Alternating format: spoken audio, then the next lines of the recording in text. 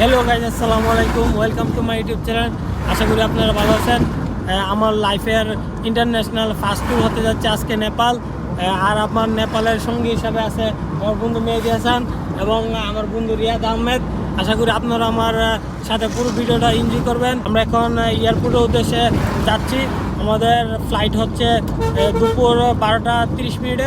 আশা করি আপনারা আমার পুরো জার্নিতে সাথে থাকবেন এবং পুরো ভিডিওটা এনজয় করবেন। আর যদি ভালো লাগে ভিডিওটা অবশ্যই লাইক দিয়ে যাবেন এবং পরবর্তীতে ভিডিওর জন্য সাবস্ক্রাইব করে যাবেন। যেতে যেতে আপনাদেরকে আরেকটি ইনফরমেশন দিয়ে দিই, সেটা হলো আমার Dhaka to Kathmandu, Kathmandu to Dhaka return ticket কাটা ছিল প্রায় 15 দিন আগে। আমাদের টিকিটের প্রাইস পার পারসন ছিল 35,000 টাকা করে। নেপাল যেহেতু আমাদেরকে অনারেবল ভিসা দেয়, তার জন্য নেপাল যাওয়ার এক সপ্তাহ আগে আমরা অনলাইনে ভিসার জন্য অ্যাপ্লাই করে যাই অনারেবল। আমি মাত্র এখন এসে পৌঁছলাম ঢাকা হযরত শাহজালাল ইন্টারন্যাশনাল বিমানবন্দরের মধ্যে। আর আপনারা যে যে দেশে যাবেন না কেন, যদি আপনাদের হাতে ওই দেশের কারেন্সি না থাকে, এখানে অনেকগুলা বুথ আছে ব্যাংকের, এগুলো থেকে আপনারা এই ডলার বা যে দেশে যাবেন ওই দেশের মুদ্রা কালেকশন করতে পারবেন। এবং এর পাশেই আপনারা ব্যাগ র্যাপিং করতে পারেন এবং কোনো কিছু বুঝতে না পারলে এখান থেকে হেল্প ডেস্ক থেকে হেল্প নিতে পারবেন। ইমিগ্রেশন কমপ্লিট করে এখন প্লেনে ওঠার জন্য বসে আছি। বোর্ডিং পাস নেওয়ার সময় আমি বলেছিলাম আমাকে একটি উইন্ডো সিট দেওয়ার জন্য। তারপর আমি প্লেনে উঠে উইন্ডো সিট দিয়ে বাইরের দিকে দেখতেছিলাম। তার কিছুক্ষণের মধ্যে আমাদের প্লেনটা রানওয়ে দিয়ে ফ্লাই করার জন্য যাচ্ছিল। তারপর ফাইনালি ফ্লাই করে, তারপর প্রায় পুরো ঢাকা, পুরো সিটি পুরোটাই দেখা যাচ্ছিল। প্লেন থেকে ঢাকা শহরের এত বড় বড় দালানকোঠাগুলো একদম ছোট ছোট করে দেখাচ্ছিল। তারপর আমরা অনেক উপরে উঠে যাই, প্রায় 10,000 ফিট উপরে। তারপর আমরা বাংলাদেশকে গুড বাই জানিয়ে দিই এবং আমরা আকাশ দেখতে থাকি। এবং আমাদের প্লেনটা ছিল বাংলাদেশ এয়ারলাইন্স বোয়িং 777 এবং এই প্লেনের যাত্রী ক্ষমতা ছিল প্রায় 300-র অধিক এবং উপর থেকে আবহাওয়া ভালো থাকার জন্য অনেক সুন্দর দেখাচ্ছিল। এবং তারপরে আমাদেরকে খাবার দিয়ে যায়। তারপর আমরা খাবার খেতে খেতে প্রায় কিছুক্ষণ পরেই আমাদের প্লেন ল্যান্ড করার জন্য প্রস্তুতি নেই। তার কিছুক্ষণ পরেই আমাদের প্লেনটি রানওয়েতে ল্যান্ড করে অনেক সুন্দরভাবে কাঠমান্ডু ইন্টারন্যাশনাল এয়ারপোর্টে।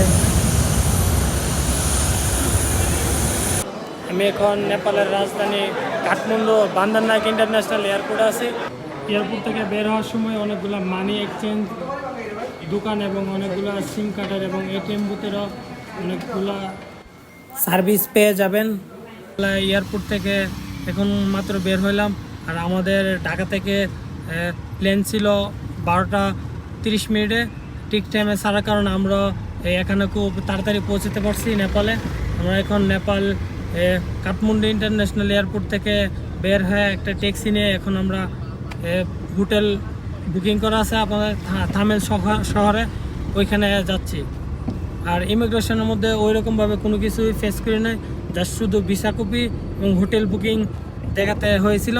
তারপর আমাদের বলো যে ইমিগ্রেশন কমপ্লিট। ওয়েদারটাও অনেক সুন্দর একটি ওয়েদার। নেপালের রাস্তাঘাটগুলো অনেক সুন্দর দেখতেছি এবং অনেক পরিষ্কার এবং সবাই ট্রাফিক সিগন্যালগুলো মেনে চলতেছে। এবং হোটেলে আস্তে আস্তে এয়ারপোর্ট থেকে প্রায় 30 মিনিটের মতো সময় লাগছে। আমরা এখন তামিল শহরে বুকিং দিয়েছিলাম একটা হোটেল, ওই হোটেলের মধ্যে আমরা এখন আছি বর্তমানে। চেক ইন করলাম, এই হোটেলটা দেখে দিও। প্রথমে একটা আলমিরা পরে, তারপর একটা ছোট একটা ওয়াশরুম আছে। তারপর আমরা যেহেতু 3 জন আসছি, 3 ফ্রেন্ড মিলে, তাই ডাবল বেডের একটা এবং সিঙ্গেল বেডের একটা এবং এসি আছে এবং যথেষ্ট পরিমাণে স্পেস আছে। তারপর এখানে 2টা সোফা আছে বসার জন্য। তারপর এদিকে আবার একটা ছোট একটা টেবিল আছে। রুমটা অনেক সুন্দর এবং অনেক ক্লিন এবং সাথে একটা ছোট একটা বারিন্দা আছে, যেটা দেখি না পুরো থামেল শহরের মোটামুটি একটা ওভারঅল একটা ভিউ পাওয়া যায়। তারপর এখানে বসে আবার আড্ডাও দেওয়া যাবে। এখানে 2টা সোফা আছে এবং একটা টেবিল আছে। আশা করি আমরা সন্ধ্যার সময় এখানে বসে আড্ডা দিব এবং থামেল শহরের পুরো ভিউ দেখব। আমি এখন হোটেল থেকে বের হয়ে পড়লাম থামেল সিটিটা ঘুরে দেখার জন্য।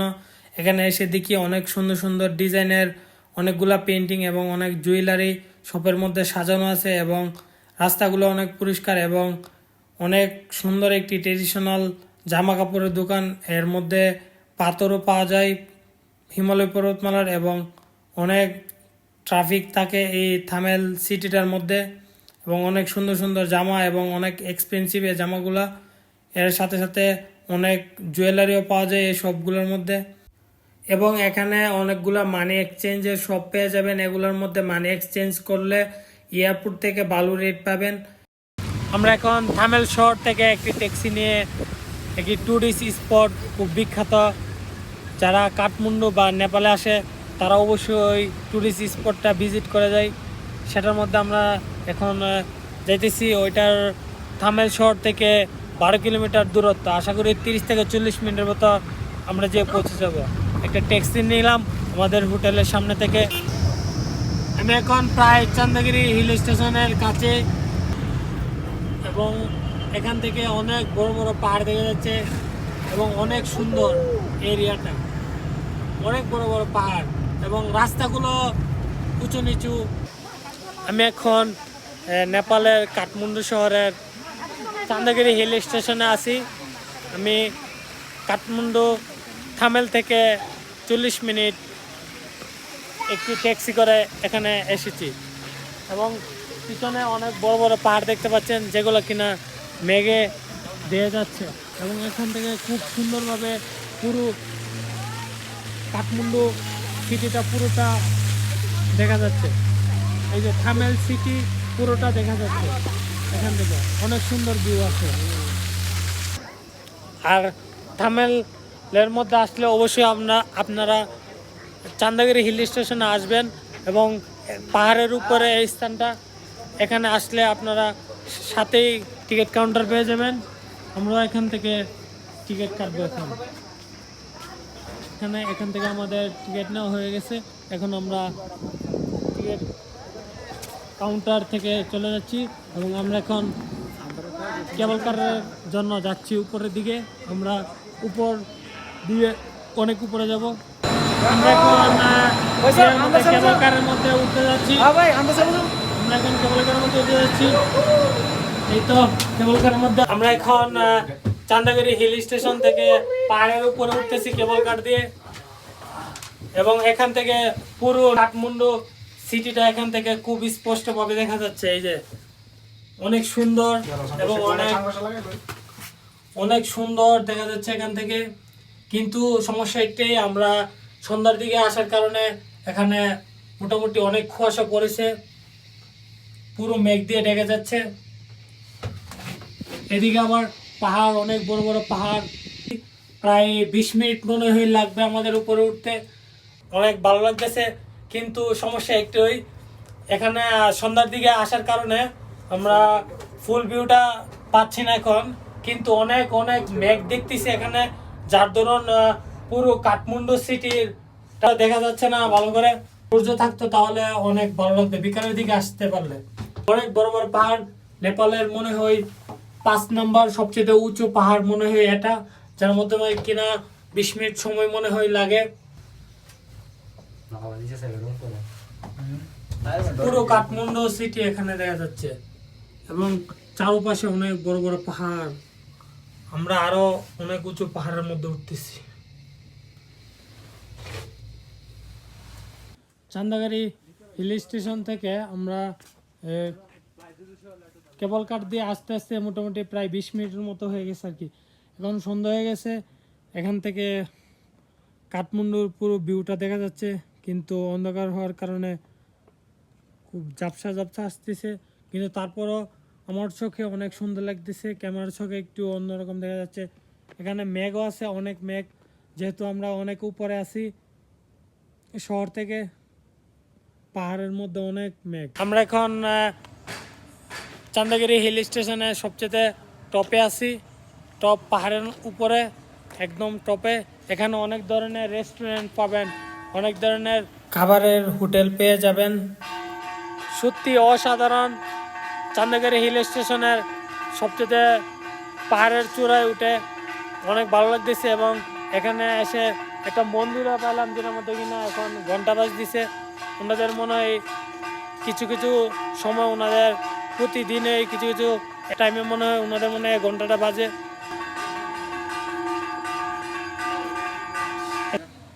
এখানে আসলে আপনারা অনেক ধরনের ক্যাফে পেয়ে যাবেন এবং রেস্টুরেন্ট পেয়ে যাবেন। তারপর আমরা একটি রেস্টুরেন্টে বসি। অনেকক্ষণ বসে থাকার পর আমরা নেপালি খুব ফেমাস চিকেন ঝুল মোমো অর্ডার দিই। তার কিছুক্ষণ পরে চিকেন মোমো এবং কফি নিয়েছি। এখানকার চিকেন মোমো নাকি অনেক বিখ্যাত শুনলাম এখানকার, তাই নিলাম।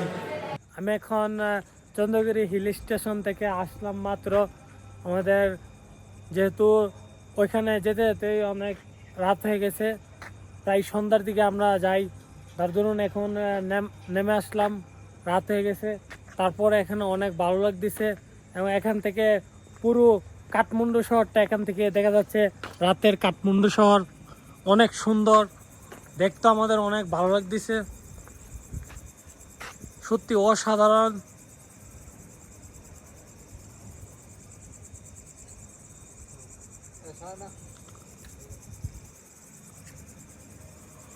পাহাড়ের উপর থেকে অনেক সুন্দর ঝিঝি পোকার ডাক আসতেছিল এবং এখানে কোনো ধরনের মানুষ ছিল না। তার কিছু সময় পরেই একটি ট্যাক্সি নিয়ে বের হয়ে যায় রাতের তামিল সিটি ঘুরে দেখার জন্য। তার সাথে সাথে দেখতে পাই অনেক সুন্দর সুন্দর স্ট্রিট ফুড এবং অনেক ধরনের ট্রেডিশনাল খাবার এবং অনেক ধরনের আইটেনারি এবং অনেক সুন্দর ছিল রাস্তাগুলা। এবং তার সাথে লক্ষ্য করা যায় থামেল সিটির দালান কোঠাগুলা প্রায় অনেক পুরনো দালান কোঠা। আমরা এখন দরবার স্কোয়ারে আছি, থামেল দরবার স্কোয়ারে।